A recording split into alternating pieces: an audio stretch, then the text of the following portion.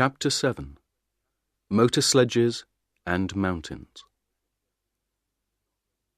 Scott had 2 motor sledges now. They were the first motor sledges in the Antarctic, the first on Earth. On October 24th, the motor sledges started south from Cape Evans. 4 men went with them, but Scott stayed at Cape Evans for another week. Oates was unhappy. He wrote to his mother, "We had a very bad winter here. I don't like Scott. We were here all winter, but he didn't learn to ski or to drive dogs. Our equipment is bad, and he doesn't think about other people. I'm going to sleep in his tent on the journey, but I don't want to."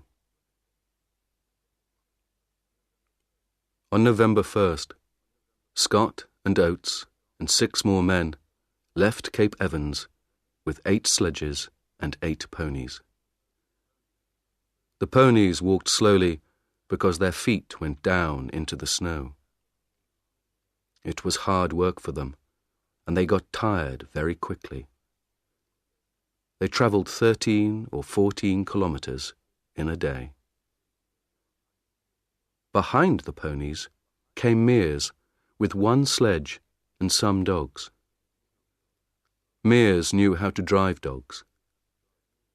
Every day, Mears started 2 hours after the ponies and arrived 2 hours before them.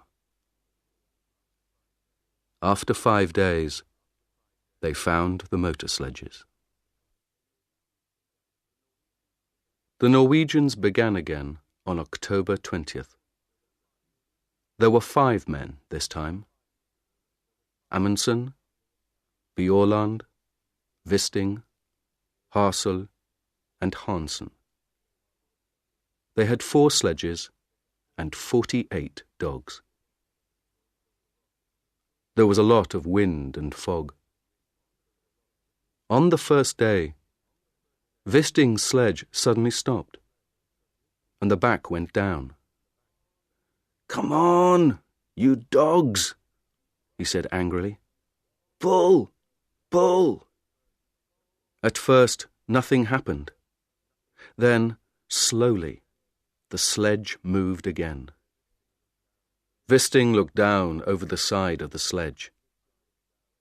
Under the snow, there was a 50-metre hole. "Did you see that?" Amundsen said. "The ice wants to eat us. Men, dogs, sledges, everything." On the 4th day, they reached the depot at 80 degrees south. There was a bad snowstorm, but they found the flags easily. Next day, the men stayed in their tents, and the dogs played in their holes under the snow. They were all happy.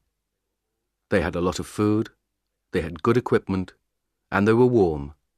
They could travel fast. Next morning, the snowstorm stopped, and the journey began again. "Today, everything is wonderful," Bjaaland wrote in his diary. "But where is Scott? In front of us or behind?" There was no one with the motor sledges. They were broken. Scott looked at them angrily. "It doesn't matter," he said. "Teddy Evans and his men are in front of us. They're good men. They're pulling their sledges themselves. We can get to the pole on foot." Oates looked at Mears. Oates and the ponies were tired, but Mears and his dogs were not. The snow was home for them. That night, Oates wrote, 3 motor sledges at £1,000 each. 19 ponies at £5 each. 32 dogs at £1.50 each. Well, it's not my money, it's Scott's. On November 21st, one of the ponies died. On November 11th, the Norwegians saw the mountains. The mountains were very high, some of the highest on earth. Bjaaland smiled. "There is good skiing up there, Roald," he said. "But can dogs get up there too?" "Of course they can," Amundsen said. "Come on." They left Hansen with the dogs and skied a little way up the mountains. It was difficult, but the mountains were big and beautiful. Behind the mountains, Amundsen thought there was a high plateau of ice. "That's it," Amundsen said. "That's the road to the pole. Tomorrow we can bring the dogs and sledges up here. But now, let's have a ski race. Who can get back to camp first?" They laughed and skied happily down the white snow. "This is like home," Bjaaland thought. "But it's bigger than Norway, and better."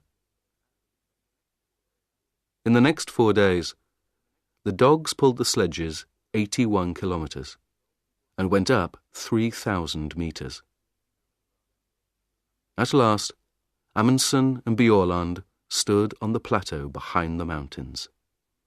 They were tired, happy men. Bjaaland looked back at the mountains. "Can a motor sledge get up here?" he asked. Amundsen smiled. "No," he said. "I don't think so. And Scott doesn't like dogs. So his men are going to pull their sledges up these mountains themselves. Would you like to do that, Olaf?" Bjaaland didn't answer.